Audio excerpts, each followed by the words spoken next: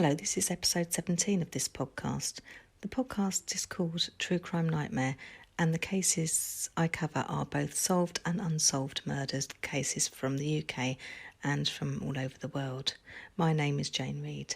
This case is the solved murder case of 5 men by a man called Colin Ireland, otherwise known by the media at the time anyway as the Gay Slayer. All 5 murders occurred over a short time span, only a few months, in 1993. All 5 murders took place in London, England. The victims are Peter Walker, who was a 45-year-old man who worked as a choreographer. The second victim of the serial killer was a man called Christopher Dunn. Christopher Dunn was 37 years old when he was murdered by Colin Ireland. He worked as a librarian. The third victim was a man called Perry Bradley III, who was 35 years old at the time of his death at the hands of Colin Ireland. Perry worked as a businessman and was originally from America. The fourth victim of Colin Ireland was a man called Andrew Collier, who had been 33 years old at the time of his untimely death at the hands of Colin Ireland. The fifth and final victim of Colin Ireland was a man called Emanuele Spiretti, who had been 41 years of age when he was brutally murdered. Colin Ireland was in his late 30s when he was arrested for the murder of 2 men originally in July of 1993. Colin Ireland was born on the 16th of March 1954 in Dartford, Kent, in England. Colin Ireland had had a bad upbringing. His parents were only teenagers when Colin was born. Colin Ireland never knew his father because Colin's parents had split up before his birth, and Colin Ireland's mother did not put his father's name, on the birth certificate when she registered the birth in 1954. His mother worked in a newsagent's shop and did not earn very much money, certainly not enough to support herself and Colin. Luckily, Colin's maternal grandparents offered to provide them both with a roof over their head, and they were able to move in with them, which must have helped a great deal at that particular time in their lives. They lived there at the family home for 5 years until 1959. The family home had been in Dartford, Kent. Colin Ireland's mother decided after 5 years that she needed to take some responsibility, so along with Colin, who was only 5 years old at that time, she moved to Gravesend, which is also in Kent, England. Gravesend is just under 8 miles away from Dartford, so she was not moving very far away. You can understand her wanting to look after her son and provide for him by herself if possible. According to Colin Ireland, this move was just the start of years of physical and emotional upheaval in his young life. His mother was not trained to do any job, so that she had to take very low paid work and often part-time as well, which meant that they hardly ever had any money at all. His mother found it increasingly hard to cope, and they both ended up moving back in with her parents in less than a year. In 1960, mother and son moved to Sidcup, which is also in Kent, and then later to Maidstone again, which is in Kent. After another short stay at Colin's grandparents' home again, they then moved to another home in Dartford along with his mother's new partner.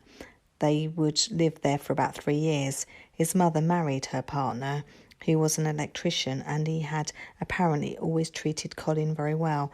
Unfortunately, their financial fortunes had not improved due to the fact that the stepfather was not always working and certainly not as often as he needed to provide for the family.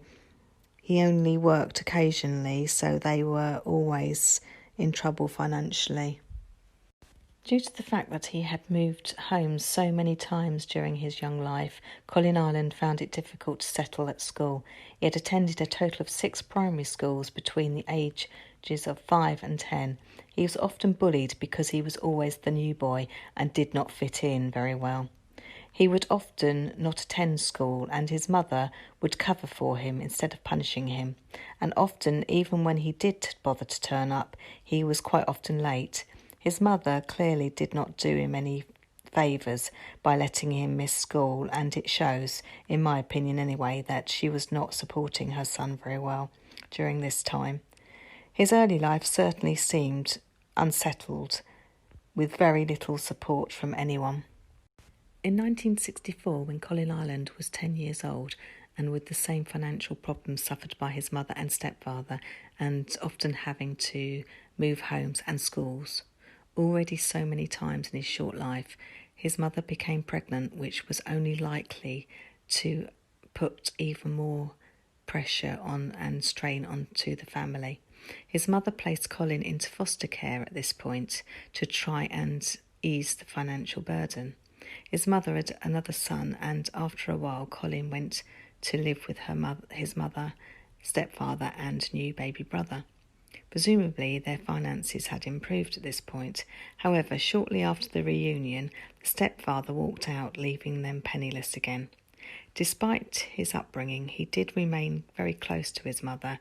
His mother married again when Colin Ireland was 12 years old. Fortunately, this time things worked out and life became more stable and their financial prospects improved as well. However, finally being part of a new stable home life did not stop Colin from getting into trouble. He would commit a few crimes long before he decided to go on a murder spree. He was 16 years old when he committed his first crime. He had stolen £4 off someone but was caught out. This is the first time that he came to the attention of the authorities, but no court action was taken. Instead, he was sent to an approved school in Kent that dealt with boys who had some sort of emotional problems. The council for this area arranged it all, which was quite a thing in the day. I think they used to do it for quite a few troubled families. Colin Ireland committed a robbery at the age of 17.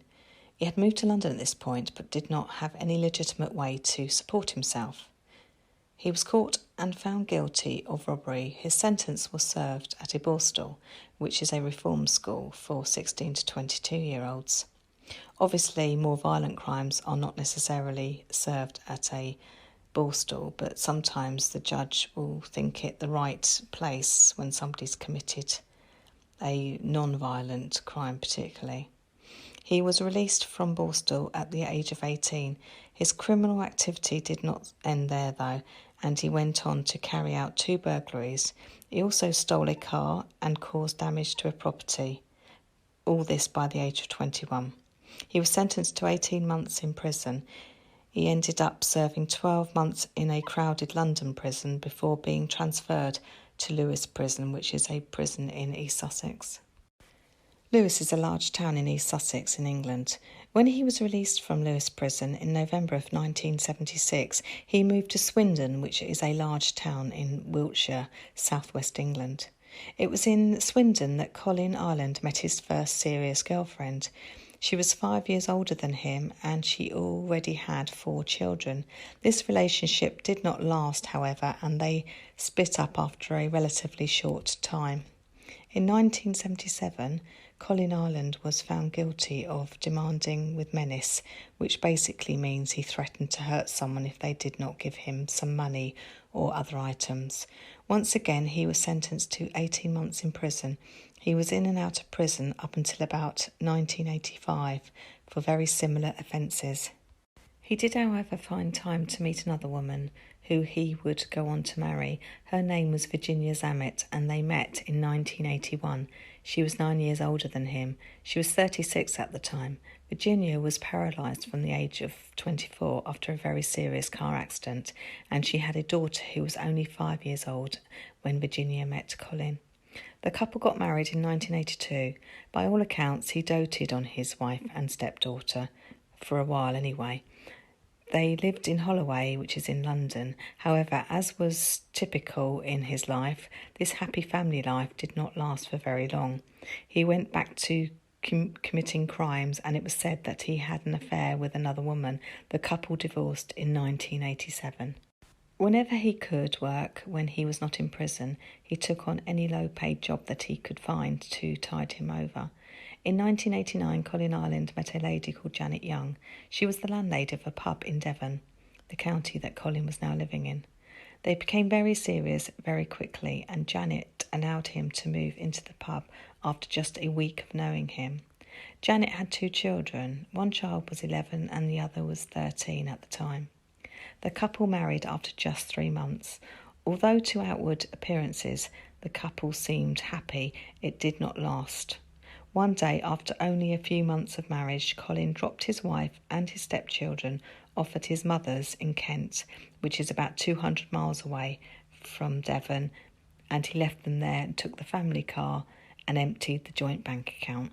Colin Ireland just disappeared from their lives. No reason was apparently given to Janet. In 1991, with his marriage over, he moved to Southend-on-Sea, which is roughly 40 miles away from London, where he would go on to commit 5 brutal murders. He lived in a homeless shelter and did odd jobs to try and earn some money. He clearly had no real direction or ambition, though, and just wanted to make ends meet and nothing more. In 1993, Colin Ireland, who was already known for committing robberies and other crimes, which he had served time for, wanted to step up to a far more serious crime. He wanted to murder gay men, and he wanted to become recognised as a serial killer. In early 1993, Colin Ireland said that he had made a New Year's resolution to become a serial killer. This is what he told the police after he was arrested. He admitted later that he had always been fascinated by the famous well-known killers out there. He chose London as his murder ground, but continued to live in Southend-on-Sea, a distance of about 42 miles away. Colin Ireland had a good working knowledge of many towns and cities, and knew the area in London where the Coleherne pub was, due to its reputation as a known gay pub. The Coleherne pub is situated in Brompton Road in West London near Earl's Court, and had a colourful history over the many years. It has been said that although Colin Ireland publicly stated that he was heterosexual and he had been married twice before, he did like to meet up with men, and he was interested in men who would let him be the more dominant partner. He would openly look for men who liked passive sex, and also men who enjoyed being tied up and tortured. However, he claimed later that he only wanted to be the dominant partner with strangers, because then he could tie them up in order to subdue them and then torture and finally kill them. He claimed to the police that his crimes and choice of victims were not at all sexually motivated. He said that he felt that they would be the only group of people who would let him tie them up, and that they would not be missed by society. He also said that he would often just approach men in the pub and strike up a conversation before persuading the man to let him go back to his place with him for sex, which, according to Colin, this was all agreed to. He always went to the pub in London ready for action to kill, once he had decided to start his killing spree anyway. His backpack contained rope, gloves, a knife and a change of clothes, as well as ties.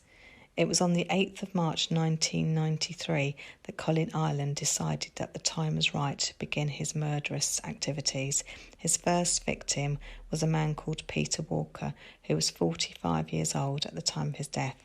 He had worked as a choreographer, which he apparently really enjoyed. He liked to go to the pub to relax and sometimes meet other people as well. Peter Walker often went to the Coleherne pub and would sometimes meet other men there. He had a flat in Battersea, which was just under 3 miles away from the pub, which was located in Earl's Court. Colin Ireland tied Peter Walker up. We only have the murderer's own words, really, to describe what happened, along with some evidence at the crime scene. But it seemed as though the victim had been bound, tortured and finally suffocated by using a plastic bag, which was then put over his head. The killer left 2 teddy bears in a 69 position on Peter's body. Peter Walker had 2 dogs, which Colin Ireland locked up in another room, out of the way. He left the dogs locked up, and after he had thoroughly cleaned the crime scene as best as he could, he left. Colin Ireland became anxious when the news did not mention a body having been found and was apparently worried about the two dogs. He phoned a journalist from the Sun newspaper and advised them about the dogs and also that the dog's owner was dead. When the police finally got to the flat, they determined that Peter Walker was indeed dead. The post-mortem revealed that although Peter Walker had had ties used to bind him, they had been removed after his death and had also been taken away from the scene by the killer. On the 20th of May 1993, Colin Ireland went looking for his second victim. He went to the Coleherne pub again. He came across a man called Christopher Dunn, who was at the time 37 years old. Christopher worked as a librarian and lived in Wealdstone in London, which was over 11 miles away from the pub.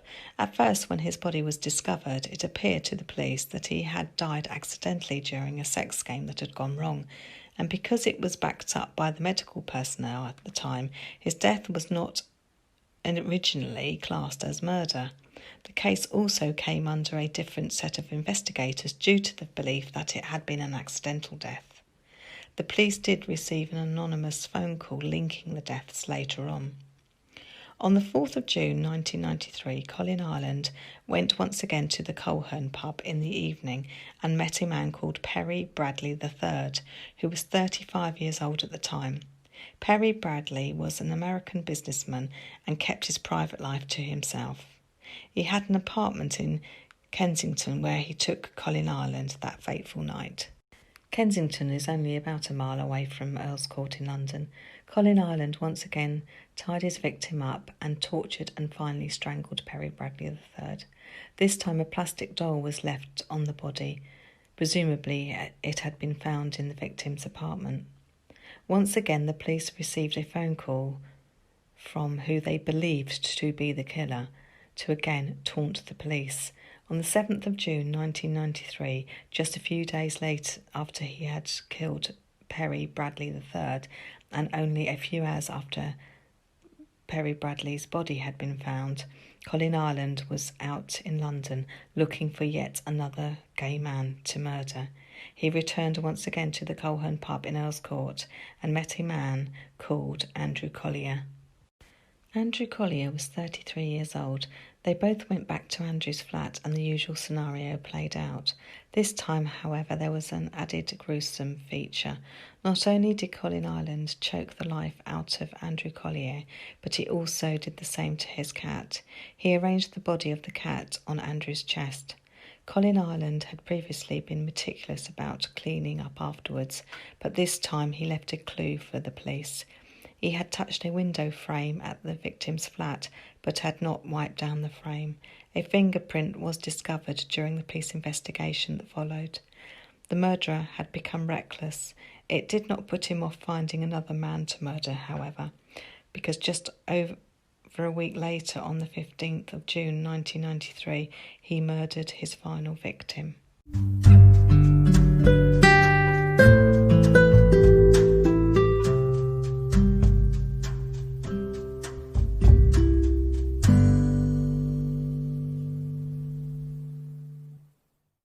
The final victim of Colin Ireland was a man called Emanuele Spiretti, who was originally from Malta.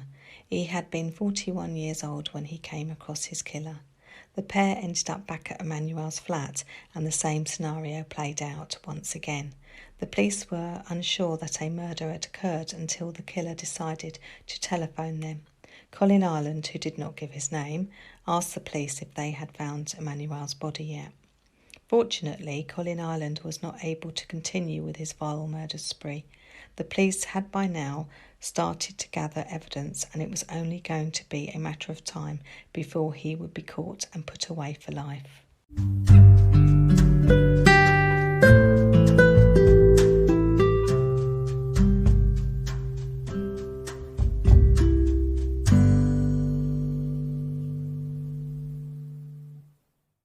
Although initially the 5 deaths were not linked, even after the cause of death for Christopher Dunn had been changed from accidental death to murder, the police now realised that they were all the work of one person and finally admitted publicly that there was a serial killer on the loose. The killing of the final victim was now enough to prompt Scotland Yard to launch a massive awareness across the capital and also nationwide. Many television appeals were made by the police to try and get as many people to come forward with any information that they had as possible. Information gained by the police came to light that Emanuele Spiretti, the latest victim, had travelled by train with another man on the evening of his death. Luckily, at the station that the men passed through, which was Charing Cross Station, there were 4 CCTV cameras fixed on the entrance and the actual station itself. When detectives working on the case looked through all of the many images, they finally came to an image of a person who was identified as Emanuele Spiretti, who was also with a unknown white male. The image was blurry, but they could tell that he was a heavy-set, tall, white man. Through the appeals and the press conferences, the police were able to get the images of the man along with an e-fit that had been prepared earlier when a potential witness had described the suspect, who he said he had seen with Emanuele on the day that he was murdered, out to the media and public at large to try and track the killer down.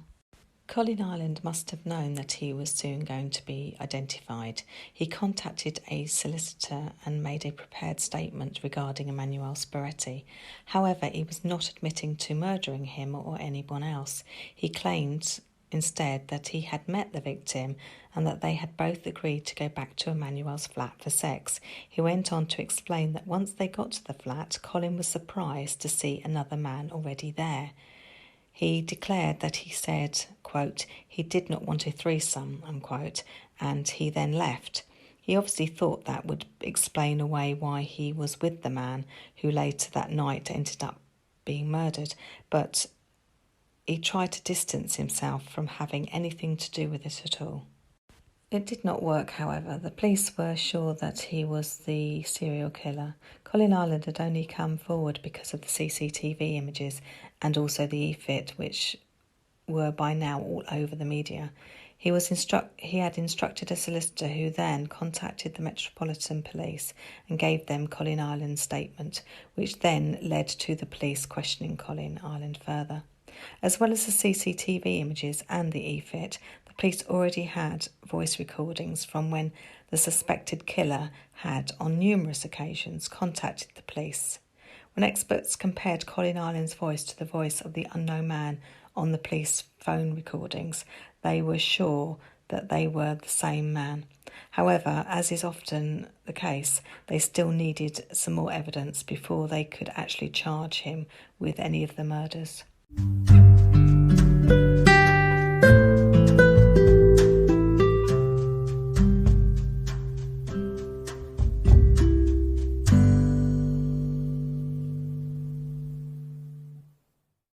They did keep Colin Ireland in custody, though. The police in England are able to hold a suspect without charging them anywhere between 24 hours to 96 hours with special permission, especially if the person is suspected of committing murder. Colin Ireland initially refused to talk to the police investigating the 5 murders. The fingerprint that had been discovered in Andrew Collier's flat on the window frame would also eventually turn out as belonging to the suspect. Fingerprints were, in the 1990s in England, still having to be analysed manually, not like today when they can be scanned and put into a computer, so it did take longer back in 1993 to process, but most importantly, it came back as a match to Colin Ireland in the end. Colin Ireland was charged with the murders of Andrew Collier and Emanuele Spiretti due to having enough evidence. Colin Ireland denied being the killer for the next 4 weeks, but he then finally confessed to not only the murders of Andrew Collier and Emanuele Spiretti, but also for the murders of Peter Walker, Christopher Dunn and Perry Bradley III. Because he confessed to all 5 murders, no actual trial was held. Colin Ireland appeared at the Old Bailey in London on the 20th of December 1993 and was sentenced by the judge to life imprisonment for each of the 5 murders. His sentence was upgraded to a whole life tariff by the Home Secretary at the time, which means he will never be allowed out of prison. Colin Ireland died in prison on the 21st of February of 2012 at the age of 57. He had been serving his whole life tariff sentence in Wakefield Prison, which is in the north of England. His death was classed as death by natural causes. The post-mortem revealed complications with his lungs and also problems with a fractured hip. The police investigation of this serial killer was looked at due to the suspicions that some of the police were homophobic. This speculation and accusations came after the first killings, but they did go on to solve the crimes in the end, and so nothing really came of it. The media at the time had already started to write about a serial killer being on the loose, killing gay men, before it had even been widely acknowledged by the police. So they sort of blew it up, really, and blamed the police for being homophobic, but it was looked at and apparently nothing came of it. The police said later that they felt that Colin Ireland had been an organised killer and he had often gone prepared. He carried his murder kit with him and knew where to go to target his potential victims. He also cleaned up after the murders and wiped away potential evidence, apart from the one fingerprint that he had left behind. The police also encouraged the killer to talk whenever he phoned up, taunting them, because they knew it could help them identify him. Also, he might just say something that would help them convict him later on. All of the killer's victims had been killed at their homes. All of the men had been found naked and had signs of either being bound or still had ties on them. They had all been strangled as well. The police also later said that they had felt that the serial killer had enjoyed the notoriety that killing would give him. Colin Ireland said after he had confessed to the killings that he liked to imagine the police's reaction when they came across the dead men. He also said that he felt excited by what he had done and how the police would view him. It has often been reported that Colin Ireland only targeted gay men because he himself was homophobic. There had not been any evidence of any of the men being sexually assaulted at all. It also had a few bad experiences when he was younger with men trying it on with him, which he said he did not like or respond to at the time. The judge who sentenced Colin Ireland in 1993, Mr. Justice Sachs, said that Colin Ireland was, quote, exceptionally frightening and dangerous, unquote, adding, quote, to take one human life is an outrage, to take 5 is carnage, unquote. Professor David Wilson, a well-known criminologist in the UK, said that he believed Colin Ireland was a psychopath. It would seem that Colin Ireland had wanted to be known as a serial killer for quite some time. It also told the police when he was still free and contacting them by phone that he had read lots of books on serial killers and wanted to be known as one. Colin Ireland had also stolen cash from his victims, not huge amounts, only what they had on them usually, apart from one of his victims who gave him the PIN number to his bank account card, which enabled the killer to later withdraw hundreds of pounds from his account. When Colin Ireland was asked about why he stole cash from his victims, he apparently said that it was because he needed the money for his train fares from Southend-on-Sea to London and back again. The Cohern pub where the killer picked up his victims had, to this point in time, a fairly colourful past. It had been owned by the Cohern family back in 1866. It had a reputation over the years of being quite bohemian. A local resident remembers going there back in the 1930s when it was known for hosting drag entertainment, which was obviously quite unusual for the time. Drag artists today are much more commonplace and people enjoy going to their shows, but back in 1930s it must have been a much different prospect, even in London. It also became known later on in the 1970s as a notorious leather bar with blacked out windows. Many famous people over the years have allegedly visited the pub, including Freddie Mercury, Kenny Everett and Rupert Everett, no relation. It is now a gastropub, which probably attracts different clientele to how it did back in the day. The case of Colin Ireland is not as well known as some of the serial killers, but I think although he was only on the loose for a very short time, he caused a lot of damage. He killed 5 innocent men and caused a lot of distress to their family and friends, and caused so much heartache for many people over the years.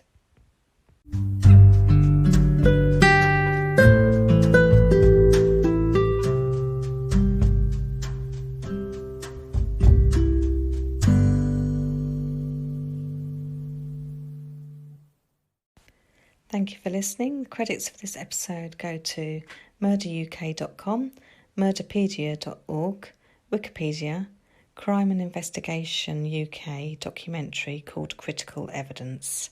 Thank you very much for listening.